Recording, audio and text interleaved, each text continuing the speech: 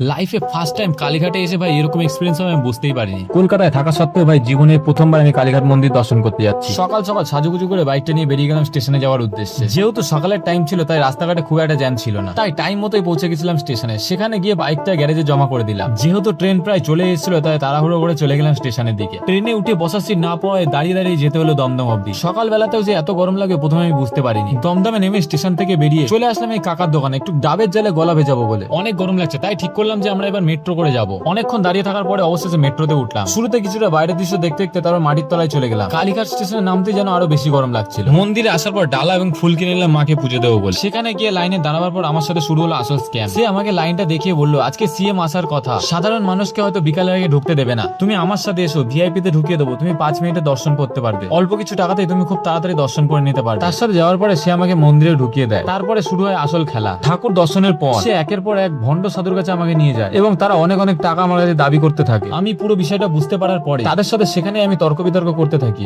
এবং কিছু টাকার বিনিময়ে সেই ম্যাটারটা আমি পুরো মিটিয়ে দিই এবং তারপর মন্দির থেকে বেরিয়ে যাই। তোমাদেরও বলে রাখি এই লোকটাকে চিনে রাখো, যারা যারা কালীঘাট মন্দিরে পুজো দিতে যাবে ভুলেও কোনোদিনও কোনো লোকের সাহায্য নেবে না, নাহলে আমার মতো তোমাদের এরকম বিপদে পড়তে হবে। ভিডিওটা ভালো লাগলে লাইক করে দাও এবং চ্যানেলটা ফলো করে পাশে থেকো। দেখা হচ্ছে পরে কোনো ভিডিওতে। টাটা সবাইকে।